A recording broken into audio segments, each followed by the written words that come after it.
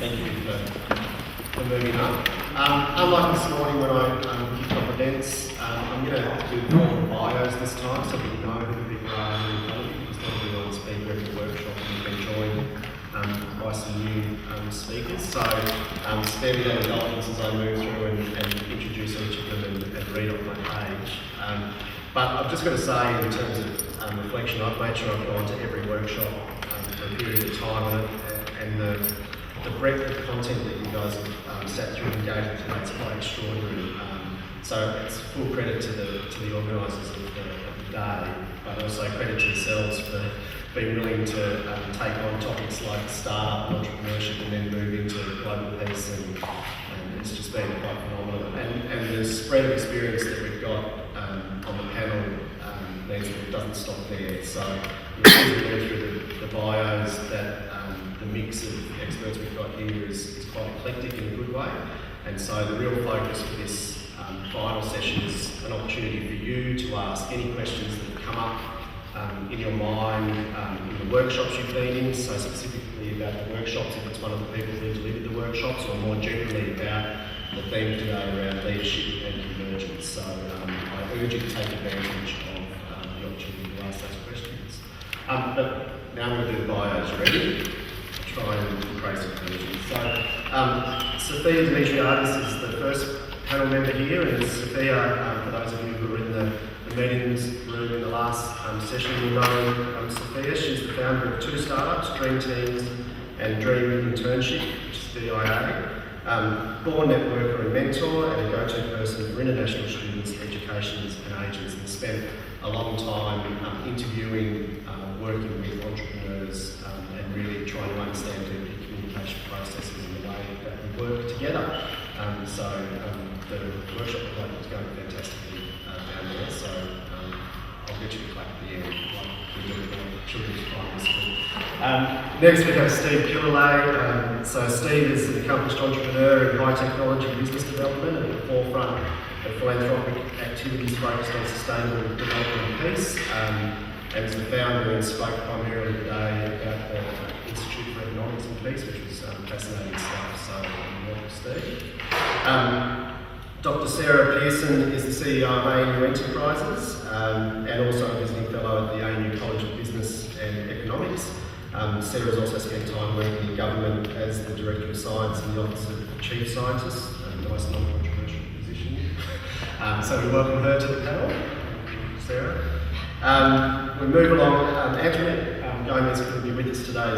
We have Julie Morris, and Julie's the Executive Officer and Public Officer of the Chamber of Women in Business, and also the owner of Capital Executive Centre, which is an SME business that provides secretary or admin services for the not-for-profit organisation. We're moving into the not-for-profit end, but not Anna. So, Anna Pino, I said this morning that I made a very quick reference to the fact that we were lucky enough in my business to get flown over to Silicon Valley in London to do those pitches, and Anna, was the person who saw our first ever pitch, and I hope she's kind when she tells you what that was like. I'm not sure it was particularly fantastic. Anna's worked in all areas of business, including product validation, financial planning, fundraising. She's a recent graduate of the Australian Institute of Company Directors, and last year completed a course on creating business excellence at Harvard. Welcome, Anna. And Ben, on the end from the Scarf Room session, previously founder and managing director of the Raising Hope Education Foundation. So Ben was the chair of the ANU Union Board in 2010-11. He's worked as an advisor to a federal MP and state MP, I think I heard up there, which means he's done a lot of driving between here and Nowra and Broome and places like that. He's a Queanbeyan boy, which means he's excellent in almost every way, because I'm myself a Queanbeyan boy as well. And his latest project was to start a Canberra-based not-for-profit organisation, Raising Hope Education Foundation, which you talked to guys through above, and hopefully we'll hear about through the panel today. So they're the bios. I'm going to ask first off whether anyone has any questions, and if we don't have any immediate questions, I thought I might just ask the panel to reflect briefly on leadership as a term and what it really means for them and their experience of being with that concept of leadership. So does anyone have any questions up front? That was kind of the lead in to move into this. So, yes. So you want to talk about leadership, do you want to talk about Yeah. So the two themes, as I said, I'm obsessed by the theme of convergence because of the interdisciplinary stuff that we do in my world. So I throw to the panel members and we'll just go along and ask Sophia to start and really give us just a couple of minutes of thoughts on leadership or convergence as it's kind of presented in your world. Okay. Leadership to me is a lot of different things, but I think the most important thing to think about when you think about leadership is how you can be a leader for yourself. So yeah, it's very good to be a follower and to choose people to follow that will help lead you, but to also lead yourself by helping other people and choosing to be around leaders so that you can transfer their knowledge on, and also feel confident enough to transfer their knowledge on to back to them and to other people, because you would be judged on who you are and who you choose to be around. So choose to be around people that are leaders for you. Everyone can be different, and then choose to be around people that think that you are a leader already. Right, I'll start off a bit, just slightly controversial. So, leadership in this situation. So, you get up here, sitting at a panel, I'm a leader. Okay, I'm telling you about leadership. But ask me to change the tyre on a car, and now someone else is actually going to have to take the leadership, because if I do it, I'll make a mistake. So, if anyone wants to be a leader, really what you want to do is assess yourself, your knowledge, and the applicability of that knowledge in the situation you're in, because leaders just aren't leaders everywhere. So if you look at a politician, there's a popular definition of a leader in a political environment. It's the person who sees the crowd and runs to the front of the flag. Does anyone want to be that kind of leadership? So, in essence, there's a moral tone which underlines everything we do. So, depending on the morality which you've got in the situation, that'll determine the type of leader you are. You can be a very, very effective leader and cause massive damage to what's around. Many people just actually strive for leadership. They strive because they want to be recognised. So, formula for success is the right formula for success. So, do stuff really enjoy. Generally, the big things which you're good at. Virtuous cycle. You're good at it, you enjoy doing it, you put a lot more work in than anyone else. And you'll just naturally rise up. At some point, you'll realise you're better than everyone else. But others won't see it. That comes at a stage later. Then after everyone can see that success, your career rises and then the money comes. So, what do most people do in life? They think, well, gee, I want to have a whole lot of money. Where do I go to make a whole lot of money? If I make a whole lot of money, people are going to respect me and then I feel good about myself. It's the other way around. So, your leadership will rise naturally from the success you've got. But what you do, if you try and, in many ways, artificially create yourself as a leader, it may end up having the wrong moral value in the exertion of that leadership. Following on from that, some similar comments actually. I'd say I personally am very, very goal-oriented and driven, and I've never really sought out leadership. I've sought out goals and achievements. So that's what I wanted to do, and that's led me into leadership. In fact, I've been thrown into leadership in a number of cases when I didn't want to be the leader, but I did want to get something done, and I realised that I was the one who could actually draw the team together to get that done. So I would echo very much Steve's point about don't try to be a leader to be a leader. Find something you're passionate about, you want to drive, something you want to achieve, a difference that you want to make in the world, a mark that you want to make and leave here when you die, and follow that, and that may well mean that you're a leader. But if it doesn't, at least you're doing something you enjoy and you're leading. So leadership isn't guaranteed, you may want it, and as Steve was saying, it's quite competitive, and maybe other people want to fight you for it, and be prepared once you get into leadership to be fought, because you will be, because other people will want to be in your spot. But also as a leader, don't forget to be a follower. You know, a leader isn't this guru who's out there and everyone is just wandering after and thinking you're wonderful and worshipping you. A leader actually is someone who draws together teams to achieve more than they can achieve on their own. So your job as a leader is to bring the best out in others and draw that team along. That might mean that you get no credit at all, and you must make sure as a leader you don't take all the credit, your team takes the credit. But that's a bit of the other side of being a leader. It's not all about being out front and getting the pats on the back and being told you're wonderful.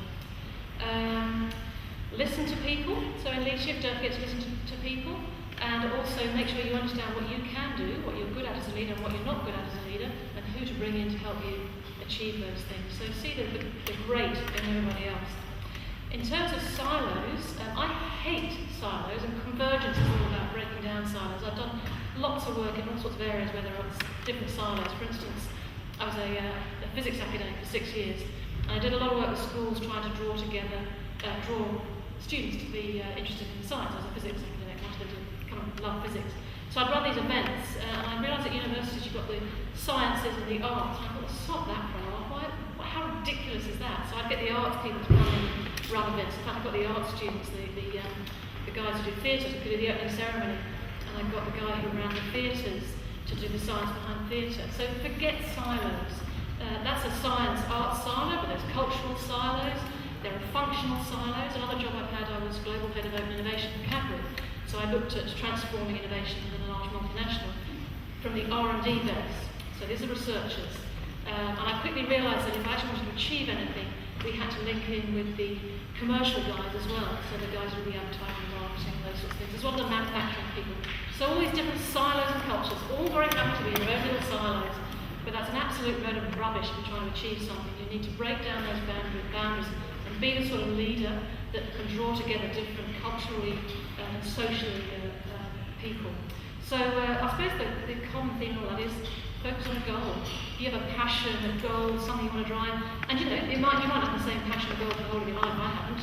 I've had several passions and goals, so do it in phases, but choose one and drive yourself towards making something happen, making a difference in that area. And you may or may not end up being a leader, but you'll certainly have an impact. Good. Okay, well, I'll repeat some of what's been said before. Passion for us in business is really key, because you do spend a lot of time doing it. So if you don't enjoy it, at least enjoy the challenge of it, then you know it's best to find something else to do. That sort of you know, Anna will probably talk about something about founders, which, you know, probably have too much passion in some way. But when you sort of got to a stage where that's what you want to do, and you're not looking to actually try and be entrepreneurial by way of selling a business or that sort of thing, then while you're in it, at least, you know, be passionate about it. Keep learning, okay? Don't stop. I was in my, sort of 40s, I think, when I did my company director's course, and I also did an associate diploma in software applications. So, you know, don't stop. It all adds to what your knowledge. Share your knowledge, but without being arrogant about it, you know. Your knowledge base is really, it allows you to sometimes take these jigsaw puzzles and put them together to make a business. So it also allows you to recognise when people are perhaps not being truthful with you, and that's another thing which I think in business owners in particular, you know, honesty. Don't, somebody once said to me, don't do anything that you don't want your mother to read about in the paper tomorrow. So, you know, that's a sort of a bit of a motherhood thing, but yeah. And so, you know, that's sort of, and my business deals with a lot of different professions. We have economists, we have labour and employment relations people, and we have women in business who do lots of different businesses, and we all learn from each other. You know, the labour and employment relations, we've got the union people, we've got the employer people, and we've also got academics, but they meet in an environment where they can actually share. So those sorts of things. So yeah, and I don't like silos. I don't think you learn anything in silos. So, and a part of that's an academic sort of history. Okay, I've been lucky enough to actually work with business at all levels. I've been in the government doing government business policy, I've grown up in business, I've run a business, and now I'm fortunate enough to work with people who want to start businesses. So I just wanted to give you a couple of observations that I've made, and people don't necessarily agree with me. I don't think leadership only happens at the top of an organisation, it happens at all points of an organisation. And I think a really important thing for leaders to be aware of is that they don't know everything. And a good leader to me is someone who's prepared to ask. And what Julie was alluding to is we deal a lot with what's called founder syndrome. People who start a business believe that they are the only ones that can run that business. But every business gets to a point where you need a different skill set. And at some point in everybody's business, they are not the right person to lead or drive that business. And that's a really, really hard thing for people who start a business to actually come to terms with. I also run what we run a microcredit loan program, so we get women off low incomes into their own businesses.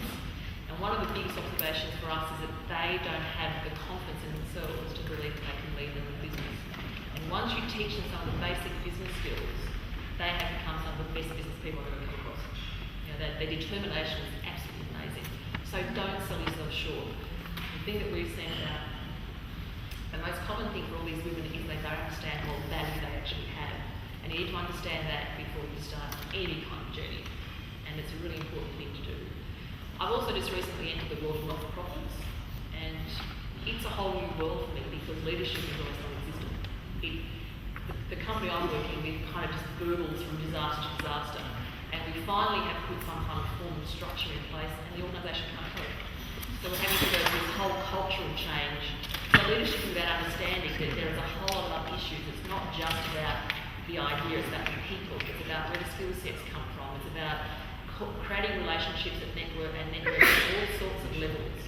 And you may be dealing with people you never thought you would deal with who become pivotal to your business. And that to me what good leadership is about, is understanding all those needs and all those inputs.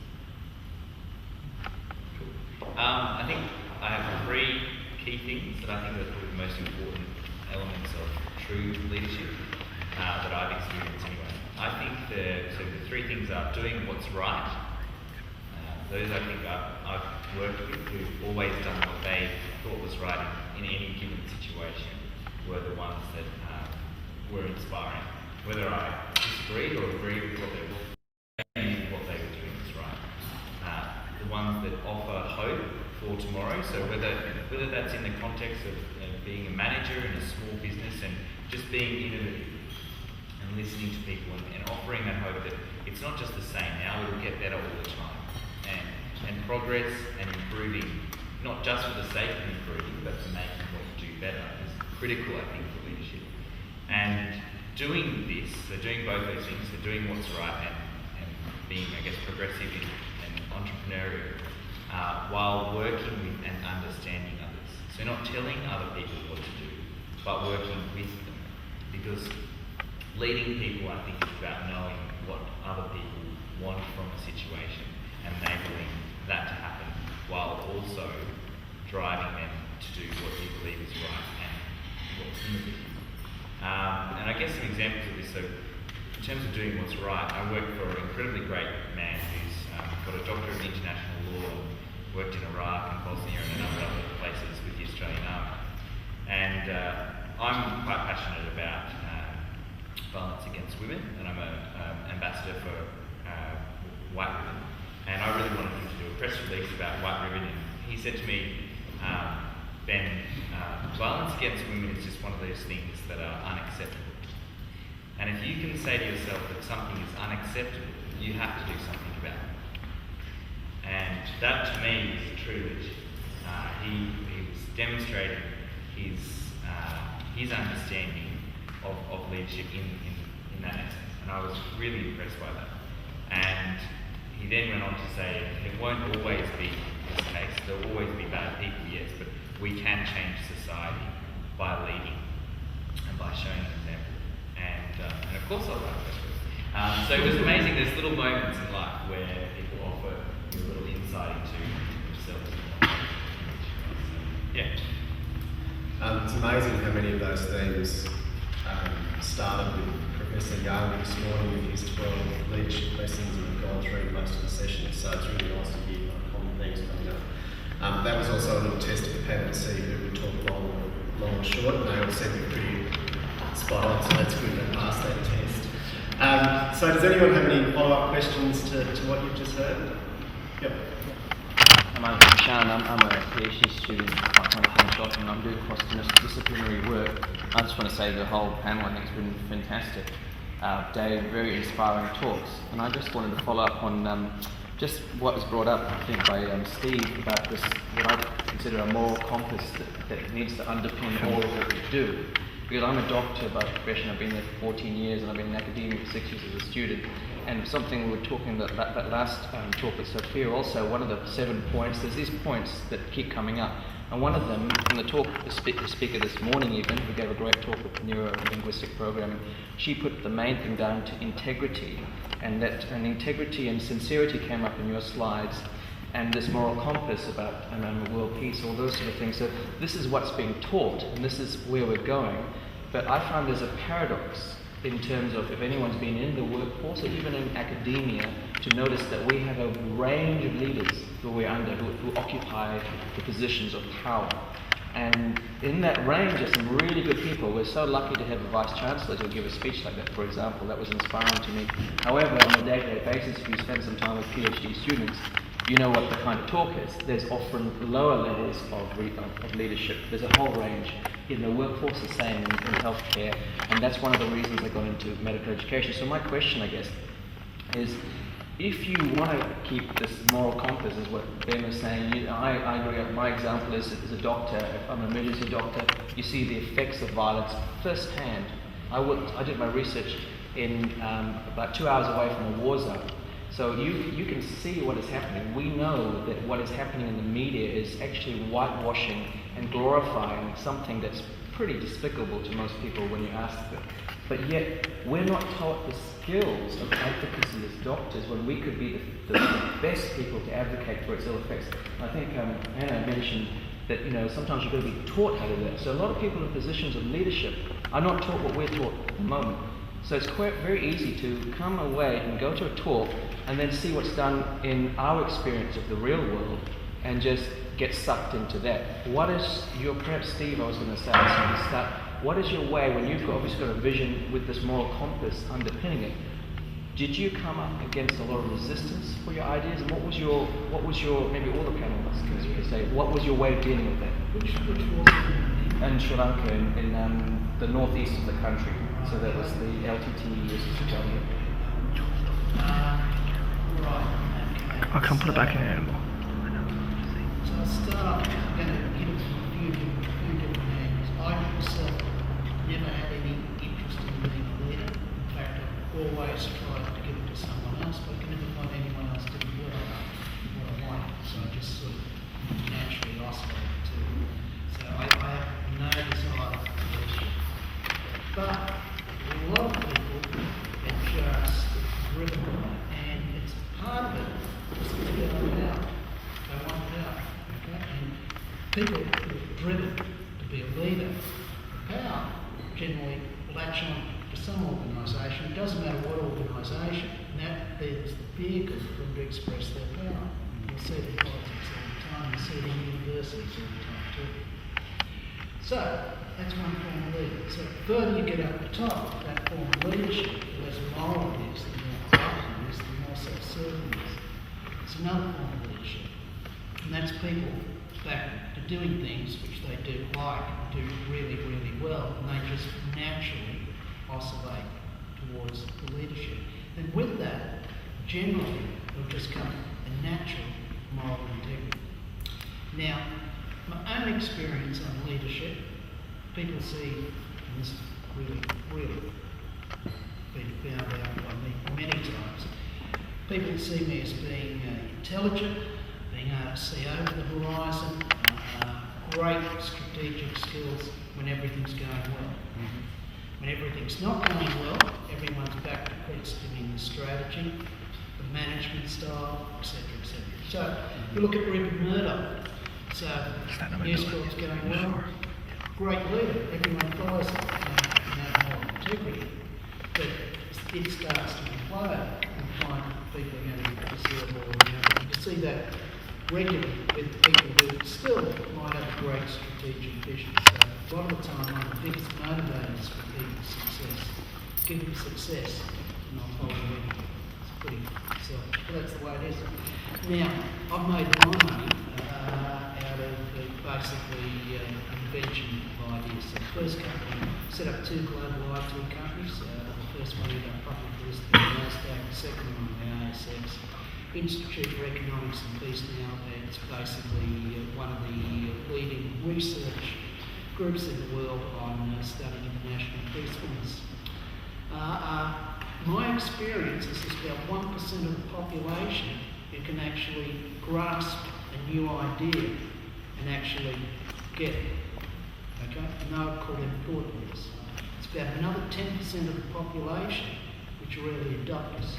Now, generally, they'll follow thought leaders, see what they're doing, pick up on it, get going, but they need something there to see which is working. The rest of the population actually follow what they can see. And in computing business, there's an old adage, you've never been fired for buying IBM. And that's about you oscillate to where the mass is because it's safe. So, depends which part of that leadership you can be, so you can get everything. Depends on your personality style and where you want to go. And you can quite easily be the leader in the middle, doing what everyone else is doing, you still have a positive impact. This is a subject that's close to my heart because in our service design business, in DMA, we actively do not apply for work with potential clients where we don't feel that the leadership has a moral compass. And that can cut us off substantially from a large part of the Canberra market because we see politics and we see people pursuing policy outcomes for their own personal interests, and so we won't do work with them. And they're in the most unlikely places. So that's our business response to not wanting to deal with play games with people who are vacuous or looking for leadership for the sake of leadership. So just to come to that point, I tend to work with companies in a much early stage and start quite young. But every company comes up against resistance. Usually it's market resistance. So you've got to try and work out how you get into the marketplace. So when we're working with our companies at the very early stages, we try and reinforce the idea that you surround yourself with a team of experts. You don't know, so find yourself a really good network that can bring in the skills that you need. And quite often that network can help you address the issues that are becoming barriers. I have also worked with companies that have received large amounts of investment, and the nature of the company does start to change at that point in time because the investors want their money back. So the whole purpose of that company now is to make money for their investors. And that's when you often start getting some real conflicts within the founders, and because they started business because they were so passionate about the idea, and now all of a sudden all it's become is a money spinner for somebody else. And that's often when the conflict starts. We still keep in touch with those companies, and my role and the role of my staff is to just try and work with them to find ways that they can deal with those issues themselves. We can't change the nature of the company. Unfortunately, we aren't big enough to influence where those companies are going. But we can certainly try and influence individuals within those companies to keep them loyal to their original objectives. But definitely surround yourself with a team of really good people that can help you deal with those issues you're going to come across, because every business comes across them. Thanks, Sophia. I'd like to throw to you because you mentioned in your slide was this area how important is this kind of area to you? Well, we were talking about that in terms of networking and how you become a master networker, and we just mentioned networks as well, that if you are sincere and if you understand what it is to be trustworthy, I think it was reliable that was on the slide, and you help other people get what they want because you want to help them, not because you want to get something back, then people will follow you, and people won't stop or not follow a leader who has been nice to them. Okay, so if someone has been nice to you and someone has shown leadership, that will always be there. It's not going anywhere. And talking about the different types of leadership, yeah, there's different types of leadership, but does everyone here know who Martin Luther King is? He will always be remembered for being a good leader.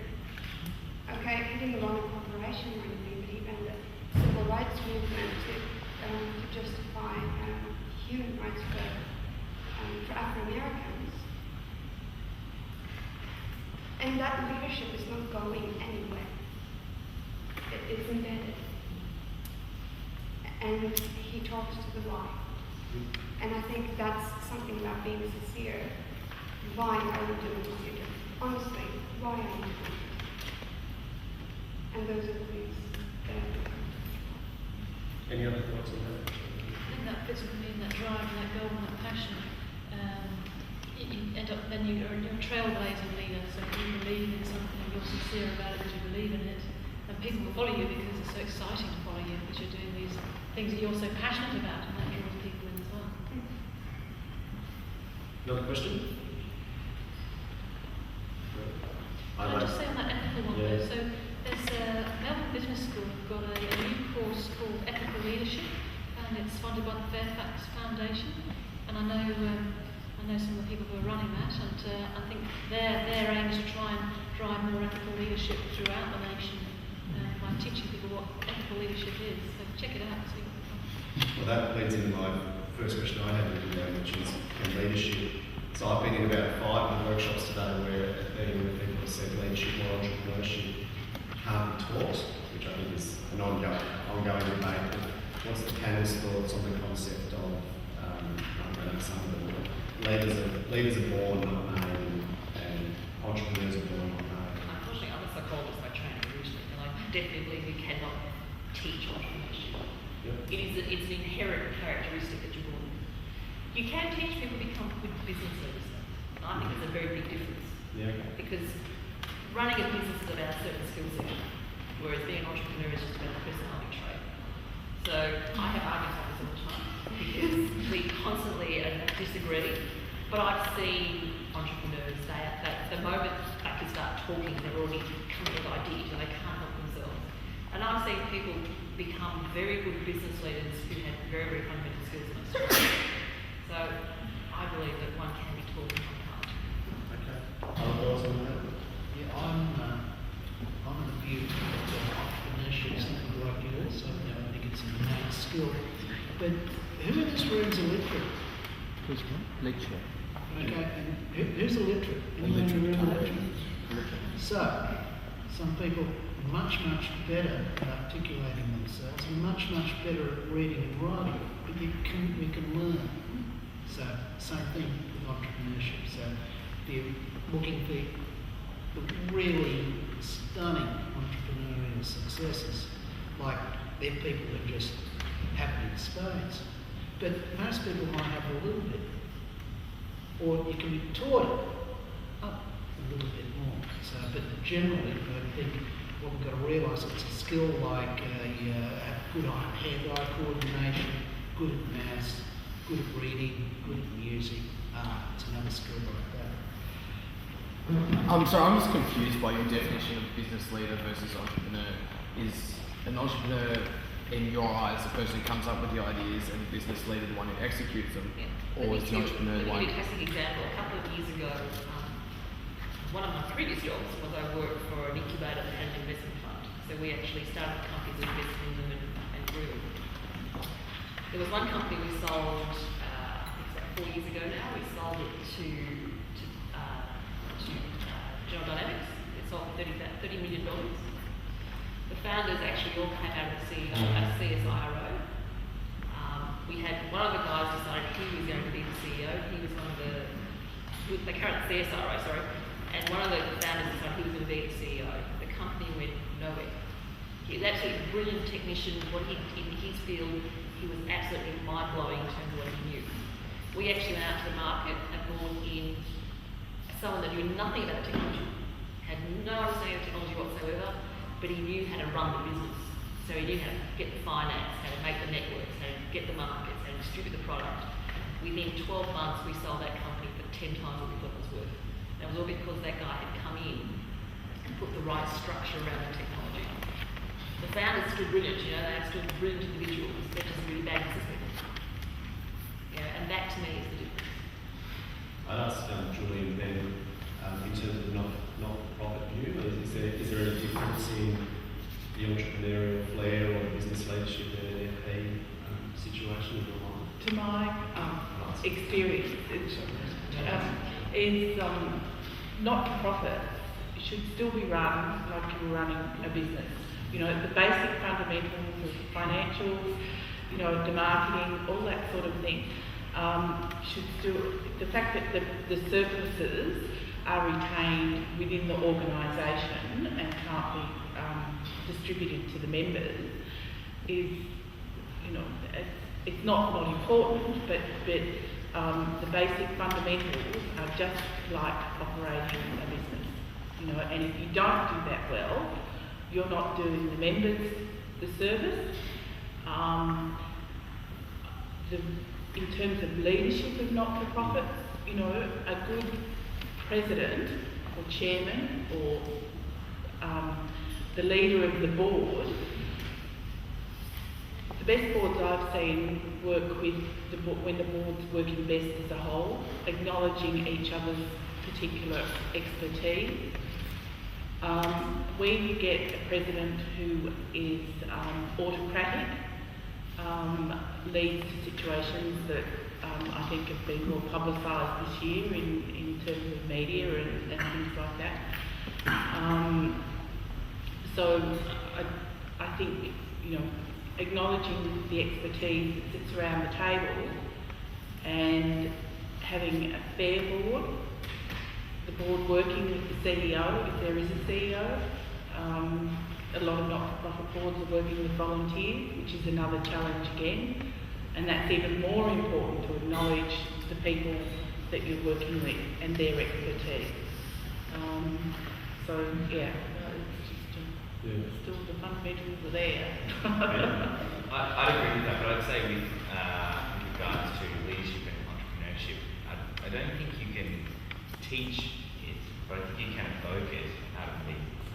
I think there's a lot of people who could be really great entrepreneurs and leaders, but haven't got the confidence or self-belief or self-worth to go out and do it. And I don't think you need to have confidence and everything to be an entrepreneur, to have that drive and to want to go and do these things. But I think there are certain blocks that are put in place in people's lives through various forms of education or whatever.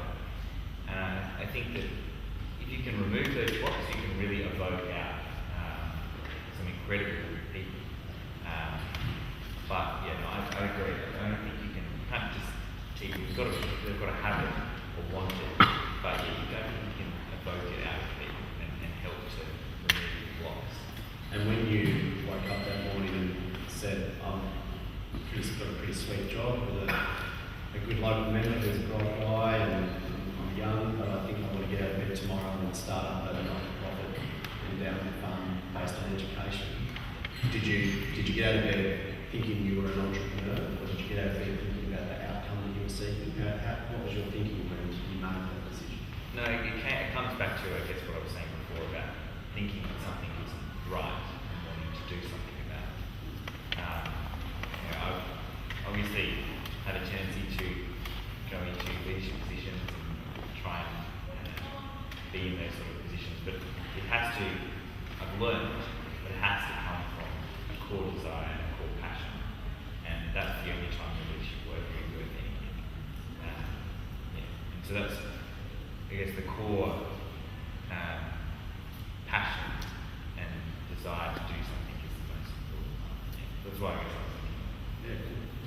I just want to follow up on that, the answer to that last question a bit, and just bring in about ethical leadership and ethical business, and also this convergence from the discussion. I think you were at the session in the morning was on sexual health, and they were talking about trying to implement that into the education structure. And one hot topic of discussion was that it has to be across all disciplines within a school, because otherwise these silos operate, and if there isn't buy-in at the top level down, then these things don't work. And I have a question to all of us really about this ethical. There seems to be some consensus about the importance of having an ethical direction, a moral background to whatever work we do. And I think everything is a form of business today. The health system has turned into business, education system has turned down the business model. And if you have this ethical business that's being taught, is that going to be, do you think the drive as a convergence of leadership be to try and get that across the board? I mean, should there be discussions about ethics or where we're going for all courses, so that we don't get to a point where it's just something that's ticked off as a box, it's there, and then you get down to what we're doing, and there's all this unethical stuff happening, people don't seem to have that direction, and there's nowhere to look really. So I just wonder if that's a valid point. Sarah, do you want to stop? No. Well, I actually had a question to you, because when you talk about ethics, think about ethics, what you have to realize is ethical to who? Ethical to what? Ethical to the business, ethical to the objectives of the business, ethical to the people that work there, ethical to the mom, ethical to the people in the country, or ethical to yourself. Everyone has different values and belief system, and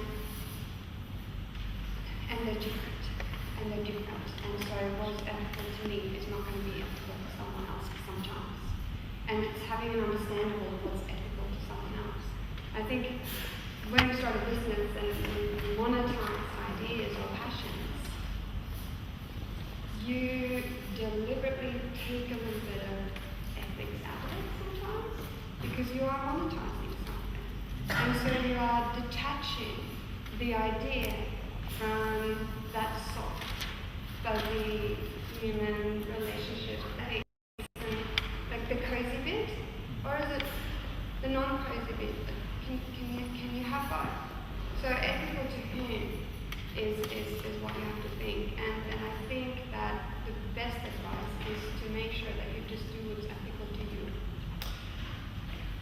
I think that's just great advice. Okay, I can remember on a panel once on ethics, or they've got a St. James Centre, which has got Fairfax Home, and we looked at smoking, and whether it's ethical to smoke. I can't tell you whether that, but I'll ground it and come back to developing a way. So I was doing a project in Burma, and so basically, go back a decade, AIDS is ravaging Africa. I wanted to work out a mechanism so that you could have orphanages where you have the smallest number of carers, and the older children looked after the younger ones, and we grew up that way. It's just this huge problem with the orphans from AIDS and a lot of these areas that no one else had the capacity to take the kids in. So working with a really well-known aid organisation. Well, they didn't want to do it in Africa, they wanted to do it in Burma. Okay, and much armed wrestling, they said, yeah, let's do it in Burma. So they went off and they established an orphanage there, but lo and behold, they put in the same structures as what you get in the West. So you got one carer and 3 kids. So then they got some land, got them set up. Then we got some pigs, and we got a little bit of agriculture land for them to get some agriculture on, some chickens. And then they wanted to buy another block of land nearby and expand. In this period, someone broke in, and had 2 guards in the property, but they had their backs to it and stole all the cattle. Okay? So they want to buy an extra block of land, and it's about a kilometre away, and it's 10 times the cost of what we paid for the original one. We're going, oh, but land's hard in this area, and we've got this farmer who's really kind enough to sell us the land. We say, of course he's going to sell it if it's 10 times what it's worth. We go, it's got this beautiful creek on it, where there's all this fresh water. We go, oh, that's great. So we get to the land, and up over the hill in the distance, we go, where's the creek? And they go, over the hill. So I go up. And say, okay, let's go have a look. Everyone looks around, and we trudge for 12 minutes and say, get up over this ridge, and there's no water. And I turn to the person running the project from Australia and say, where's the water? And they go, oh, it was here last time I was here. And I go, yeah, she must have been here in the wet season. Okay? So now I'm 100 grand or so down the drain on this project. And one of the well-known figure from philanthropy, a well-known figure from developmental aid, I believe is the name, because it's travelling at the time.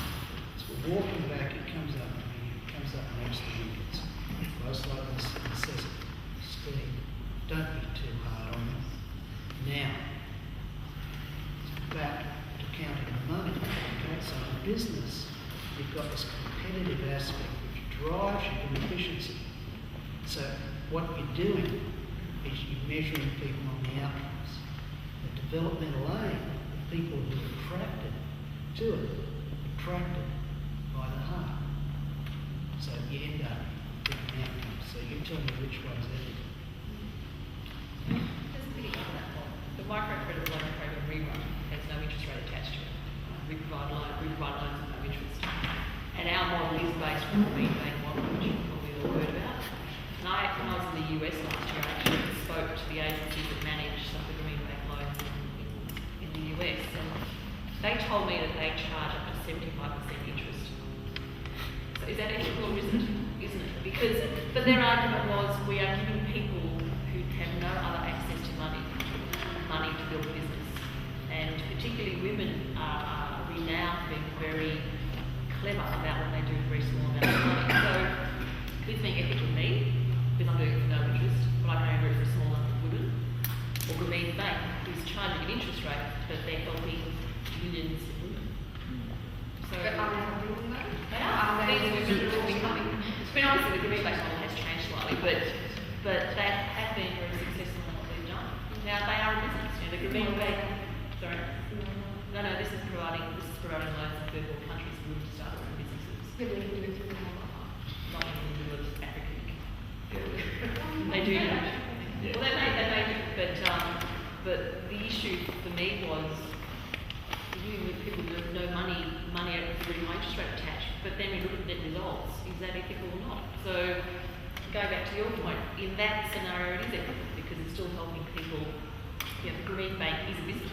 It is a business. It's not a charity. We've taken it from a slightly other angle, but the problem I now have is it's not sustainable. So, you know, you've really got to work out what is ethical in that situation, which is exactly what you're saying. I now want to grow this particular aspect of our business, and I will have to charge an interest rate to do that. So, is that ethical or is it? And these are very valid points, and they help me understand that question. But I guess my point also is not to find a judgment of yes or no, are they ethical? There's a spectrum, and it's going to be a huge debate. But what concerns me is if that platform for that debate is not integral to the systems, then when it does get out of hand and it becomes like 80% of people think, well, this is just ridiculous, we're going to start a war, there wasn't a system to question the ethics because that's been done behind closed doors, so to speak. That's all. I guess to have that. If you come back and start to look at peace, okay, so I spent a lot of time on peace. So Yep. peace is something we really don't understand, okay? And I won't go into a long debate on that, but one of the things which really comes in statistically significant in what is associated with peaceful environments, social capital and social cohesion. So now in ethics come out of a common shared set of values and beliefs, and that creates the social cohesion. So it means in times of stress there's resilience because people will fall back around those common sets of values and beliefs. Now this is epitomised really strongly in places like Japan, Simone. Compare that to Haiti, Hurricane which wrecked it. Or you look at Iceland, which was the most peaceful nation in the world. It was the worst affected by the GFC, but it was able to bounce back because the shared values and social cohesion. First country in the world to actually crowdsource a new constitution. So I think if you're looking at trying to understand your ethics and their situation, it will vary greatly. There's a lot of probably sets of ethics we media wouldn't like. But it's back to what is the shared values of society. So an American view on what's equitable distribution of resources is very, very different than Swedish, but what counts is that the society basically agrees on what is equitable. Now, just check on time. We're almost 15 minutes over when we started. Are we okay to go for a few more minutes? Fine. Okay, you chuck it. Maybe 5 more minutes. Okay, you guys okay with that? 5 minutes? Okay. Any other, did you have a question? I just wanted to say, like Sophia's point about as soon as you start monetising a product, you take a little bit of ethical away. I believe if a person can see value in something, they'll be willing to for that monetisation. For example, with Anna's micro lending as a startup. Well, if I'm getting money off her, I want her to stay giving me money, so I kind of want to pay interest because there's value there for her to keep going. So yeah, I was just wanted to say I didn't really agree that it's unethical to charge for certain things. No, of course, it just depends ethical to whom, because I think you can see from a perspective as well that for women in Africa and India, will it be better for them and their families in the long run to be able to borrow money so that they can spend the rest of their lives paying back that money? Like, it works for us, and that's what we do here, and it works in Australia maybe, or in World where I'm from. And we've run one of the biggest charity programs doing exactly that, giving women mobile phones so that they can loan money out of the bank on their phone so they can start doing micro businesses. And you think, oh, that's great, isn't that nice that we gave those women that opportunity? But is it an opportunity to them, or is it an opportunity to them because we told them it was an opportunity to them so that we could earn money? Like, does my money that I pay my rent from have to come from a woman in Africa who's loaning and then paying interest back to me? Yes, maybe. If she thinks I'm doing her a favour, then great. But just go and ask her first whether or not she thinks it's ethical to her. And if she says, yeah, that was great, that was an opportunity, I was given that money, now I'm a business, I feel really happy about that. But just make sure you ask her first, because it could be that she goes, well, actually, I just wanted food for my kids. So if someone had just given me food or water or, for self-help, maybe that would have been better. I remember when I was in primary school, we were sending Norwegian kids were working for 1 week for free so that we could send money to Africa to buy tractors, I think it was. And so the next year, we saw pictures of tractors, great, that we could give someone self-help, but nobody knew how to actually drive the tractor. So it's just standing there and people just looking at it going, oh, it's great, yellow, and the big wheels, but you can't use it for anything. So is it ethical that the government spends my money to give someone else a tractor that they can't use? Yeah, maybe that's ethical. If I believe that I'm doing something great. But I'm sure for those people who were standing around that tractor thinking, could have done something else here. Or education, so that we can teach ourselves how we can monetize our own society. So how we can have more food. Because essentially our needs are, food and love and protection and security. So if that person already has those things, or sees it from a different angle, then let them figure out themselves how they can get food, or food, or love, or security. They will know, you know what you need, and it works in your society. But from the outside, someone doesn't really know what you need. I think Australia is the most brilliant example of knowing what someone else needs, because this is not your land, and it belonged to someone else. And so you come in here and occupy a country, and then you say sorry, and then what are you really doing to do something back for our people? I'm talking about the Aboriginal people, I'm talking about what you were saying before. Is that ethical to whom? So now we're trying to control things and make things nice here in Australia, but are we making it better for the Aboriginal people who are originally from this land? Or are we making it better for ourselves because we think that it's nicer for us to stay in Australia? So yeah, you can disagree with me on whether or not it's unethical to give someone the opportunity to borrow money from you.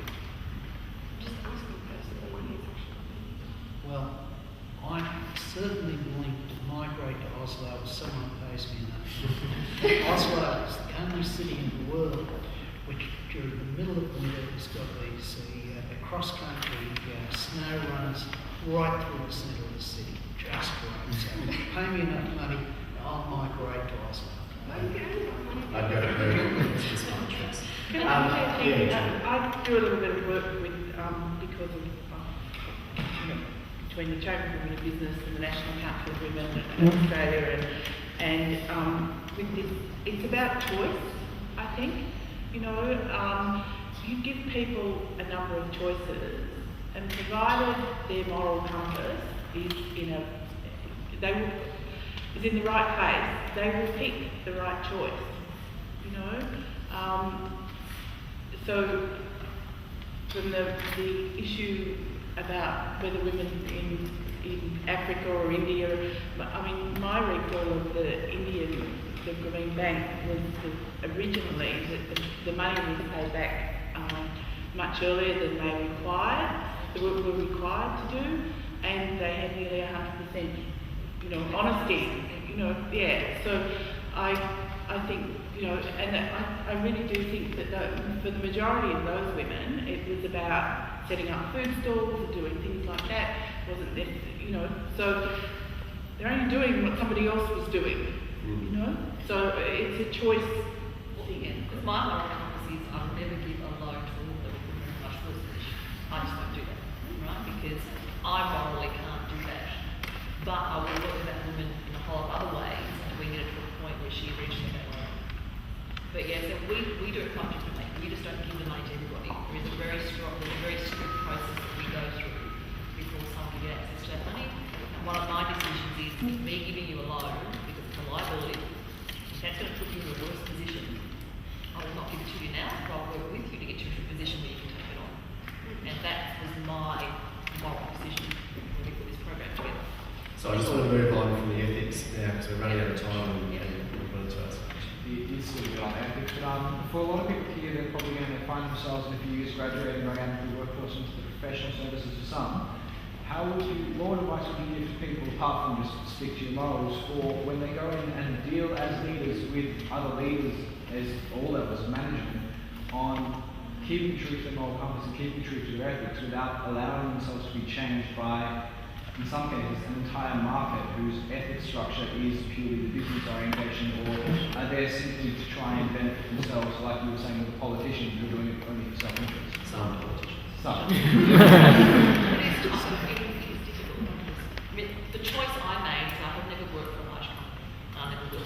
I don't like the ethics in large companies. I've always been much more focused on small business because I think you're much more hands-on in small business, you're much more involved in what's going on. But that's my decision, and that was because that was what worked for me. I think you really have to find what works for you. Having worked in a very large company, where it was 89% or ethical, wonderful, fabulous, and lovely people. I would say that there's black, grey, and white, and there are very, very, very few people who will choose black. So that's the first thing. Don't get too uptight about it, because there are very, very few people who will choose the black. The grey you'll have to deal with yourself in terms of whether you agree with someone's grey or not. But don't go too hard on people, because they're not doing it. Most of them are not doing it because they want to do something awful. They're doing it because they think it's the best choice at the time. Yes, making those balances. And don't go too tough on large companies. Large companies actually are good for the world as well as small companies. They employ lots of people.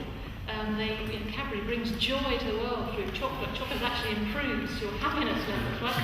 So there are some, it's better than a kiss from your boyfriend. So, don't be judgmental and hung up on it, but stick with your own. What else was I going to say about large companies? I'm not saying that. I just said it was a decision for me. That's the part that I did. Yeah, you just find your own path. Yeah, what I'd say is you've got to understand the purpose of the company. The purpose of the company is to make money for the shareholders. I can tell you, if you're running a company, you're not going to make or break on your position on your CSR initiative. It's on the profit should be the bottom line. And that's not bad. One of the reasons the business is so successful, it's got a very clear mantra which everyone can follow. You know, go to an NGO, it's much more fuzzy and different. So now, and what comes out of that? So the competitive nature of business, which does mean that you're not cycling fuzzy on emotions when it comes to performance, actually drives competitive environment. That's a positive, creative tension. And from that, we actually get innovation. That innovation makes our lives more productive, we can do more with less. Also, as the money comes into the companies, that fuels out through society. Okay? That's a mechanism for redistributing wealth. It is the mechanism. So I think one has to look at what domain you're trying to judge the level of action. So like for me, I've always run my companies to make money. Okay? That doesn't mean we produce shiny products. But if you ever go and have a look at the President's Dilemma, which is a beautiful game, the outcome of that is when you put it into a psychological setting, is basically, if I've got one transaction with you, best thing I can do is rip you off. It's in my self-interest. Okay, so now you'll see that reflected in the concept of the used car salesman. Now this comes through in merchant banking. So you've got one large capital transaction. You float a company, and you're an entrepreneur. You generally might do it once. If you're really lucky, you do it twice. Okay, so